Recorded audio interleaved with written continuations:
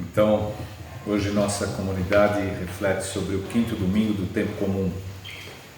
E uma pergunta interessante, uma questão para a gente responder ao final da nossa reflexão é essa sugestão e essa pergunta e essa provocação que o Evangelho nos faz, né? Nós somos sal da terra e luz do mundo. Então, como é que a gente pode ser sal da terra e luz do mundo? Né? Vamos ver se a gente consegue refletir e responder isso. Primeira leitura do livro do profeta Isaías, capítulo 58 de Isaías. É sempre bom a gente lembrar, né? Existem estudos que dizem que o Isaías, o próprio profeta, ele pregou antes do exílio da Babilônia. E os capítulos de 1 a 39 do livro de Isaías são de fato do profeta Isaías. E aí há outras duas correntes que dizem que a segunda parte do livro, a partir do 40 até o 55, seria o segundo Isaías, Deutero Isaías, e a partir do 56 ao 66 o terceiro Isaías. O segundo Isaías também depois do fim do exílio, ou durante o exílio uma parte, mas de fato dos capítulos 56 em diante, pós-exílio da Babilônia. E nós estamos aqui no capítulo 58, ou seja, já havia um retorno daqueles que foram exilados na Babilônia. Claro que se a gente pensar com clareza, é difícil que aqueles que foram exilados tenham lá suportado 40, 50 anos e ainda tenham retornado. Mas de fato houve o retorno de uma parte dos judeus, né, que estavam retornando a partir de um decreto do Ciro, o rei da Pérsia, né, foi com autorização dos persas, né, padre? Que eles voltaram para Jerusalém para reconstruir Jerusalém, para reconstruir o templo, né?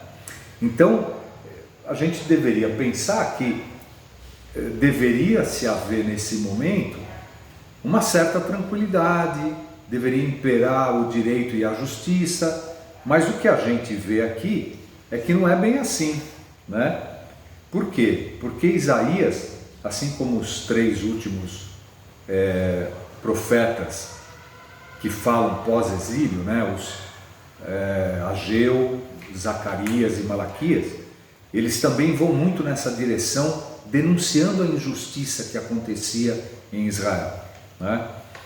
E por isso os profetas, além de denunciarem, eles recomendam, né? Reparte o pão com o faminto, acolhe em casa os pobres e os peregrinos, quando encontrares um nu, cobre-o, não desprezes a tua carne, quer dizer, não despreza aquele que é tão irmão, tão humano quanto você, né? Ou seja, essas coisas estavam acontecendo, então a injustiça ainda estava ali, né?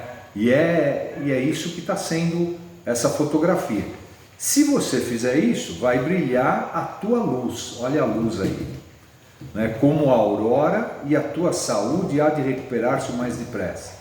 À frente caminhará a tua justiça, e a glória do Senhor te seguirá.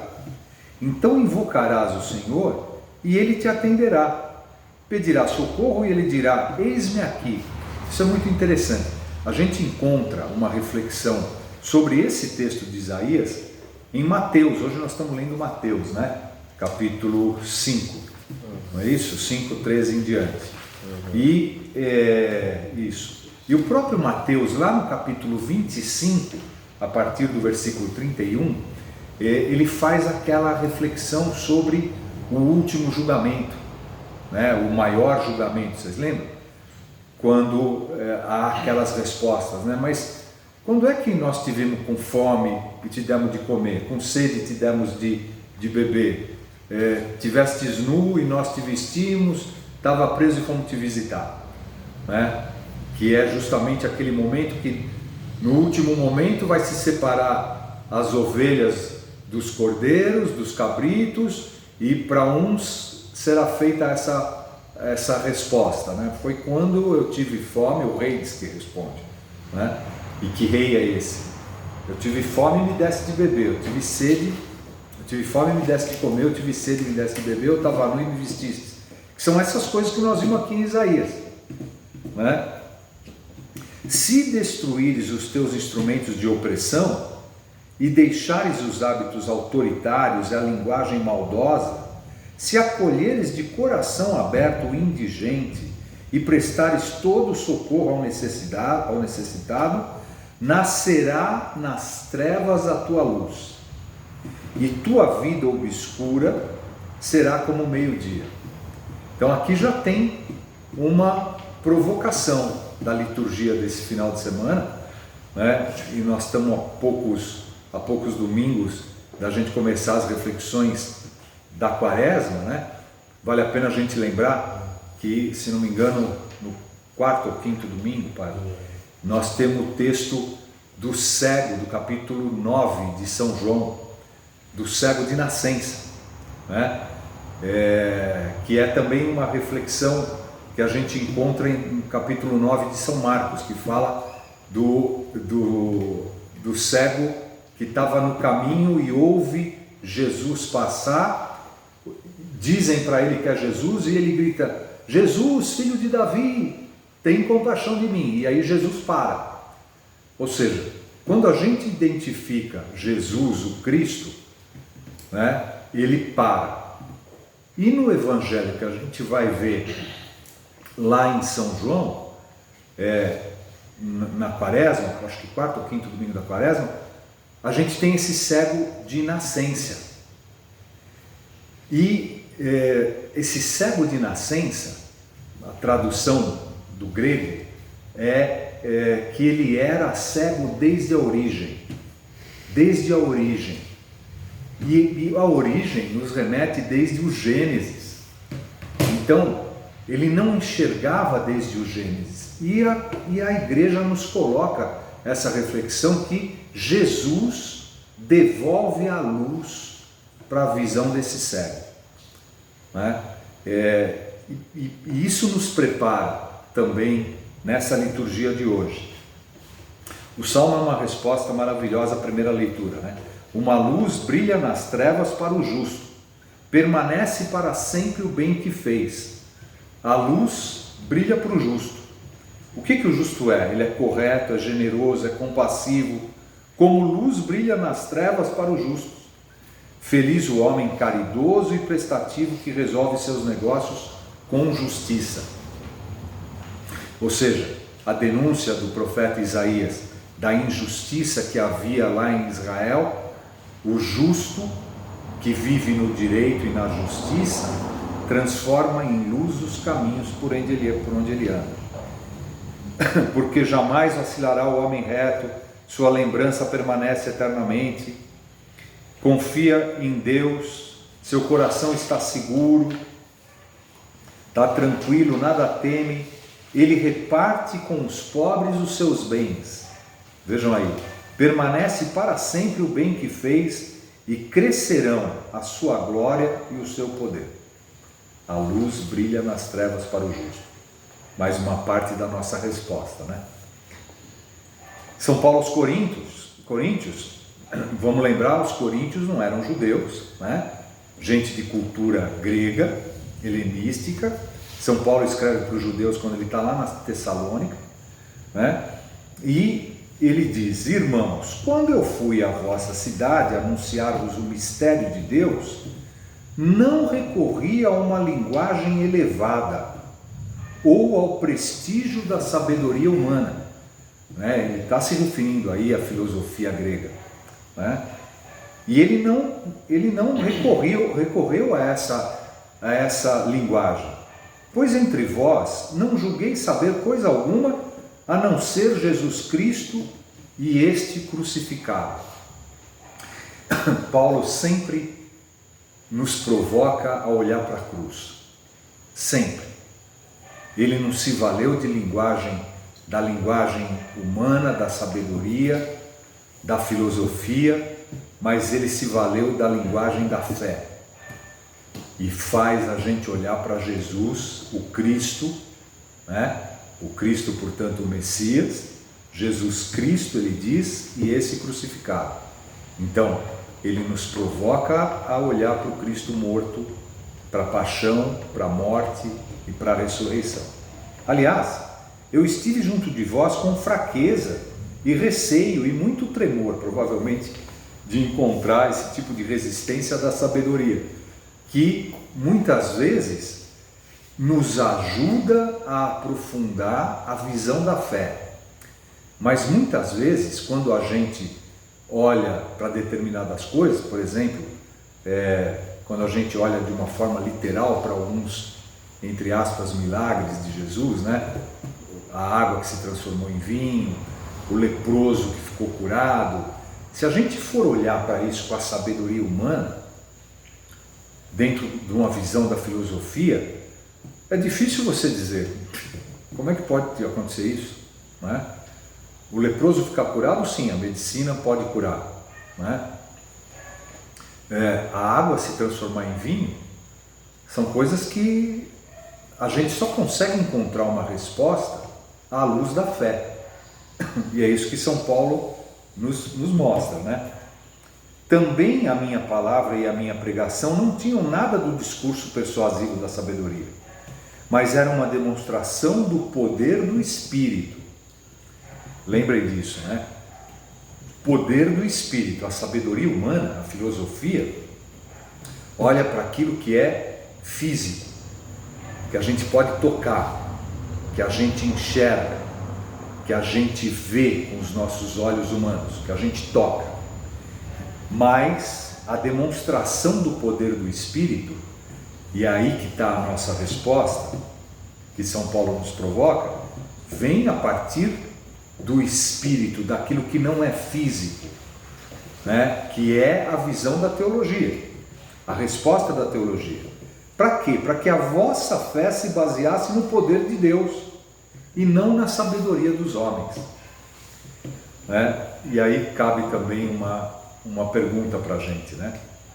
Quem que é Deus para mim? Como é que eu respondo a essa pergunta para mim mesmo? Para as pessoas que eu amo, com as pessoas com as quais eu convivo, nos ambientes que eu frequento, né? Que resposta eu dou sobre aquilo que eu entendo que é Deus? É uma resposta da sabedoria humana, ou eu uso a sabedoria humana, o conhecimento humano, para me ajudar a entender o que é teológico, o que é espiritual, o que não dá para tocar, o que não dá para pegar, né? São Paulo fala do Espírito.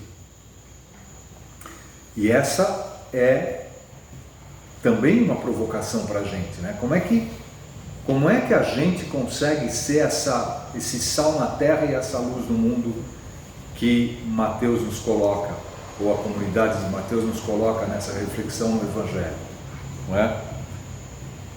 Jesus disse naquele tempo: vós sois o sal da terra. Vós sois o sal da terra. Direto, né? Nós temos que salgar, nós temos que dar gosto na terra que nós estamos, né? Nos nossos relacionamentos humanos, na nossa relação com a natureza, né? Ora, se o sal se tornar insosso, como que salgaremos? Ele não servirá para mais nada, senão para ser jogado fora e ser pisado pelos homens. Outra informação contundente: vós sois a luz do mundo. Como é que nós somos luz nesse mundo? Não pode ficar escondida uma cidade construída sobre um monte. Ninguém acende uma lâmpada e coloca debaixo de uma vasilha, mas sim um candeeiro, onde brilha para todos que estão na casa. Assim também brilha a vossa luz diante dos homens, para que vejam as vossas boas obras e louvem o vosso Pai que está nos céus. Reparem que as nossas boas obras, e aí é a ligação lá com a primeira leitura e com o Salmo, as nossas boas obras são obras que fazem com que o direito, a justiça, a fraternidade, o amor, o vestir o pobre,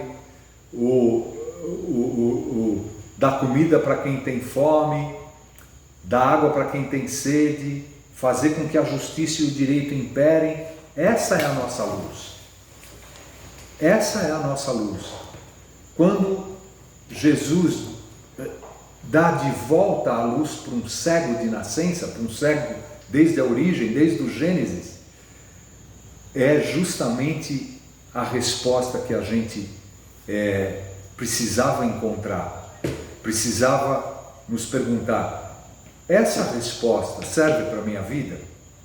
Né? Olhando para a nossa realidade hoje, nós acabamos de ver aí aquelas cenas, aquelas imagens, todos vocês viram certamente, dos nossos irmãos Yanomamis. Uma cena terrível. Seres humanos como eu e você, naquela situação degradante. Pareciam cenas do Holocausto. Quem viu as cenas do Holocausto, dos judeus magros, pele e osso, passando fome, se olhando para aquilo é justiça, aquilo é verdade, aquilo é direito, né? Hoje nós temos no Brasil quase 60 milhões de brasileiros da linha da pobreza para baixo. Isaías denunciava a injustiça e dizia: brilhe a vossa luz, né? E a nossa luz é fazer com que o direito, a justiça, o amor, a fraternidade existam, né? Aconteçam, né? Então me parece que a provocação dos textos desse final de semana nos leva um pouco nessa direção. A nossa sabedoria humana, a filosofia, é capaz de nos responder que luz, como é a nossa luz, como é que a nossa luz aparece, né? São Paulo diz: é a luz, é a fé no Espírito, no Cristo. Eu vos apresentei Jesus Cristo. Cristo é Messias, né, em grego, Mashiach, Messias em hebraico, ungido, o Messias, aquele que veio, morreu, ressuscitou e nos dá a luz, mostrando como a gente tem que agir. Um pouquinho isso, né? Quem sabe a gente liga a nossa vida, a nossa reflexão, os textos para a nossa vida hoje.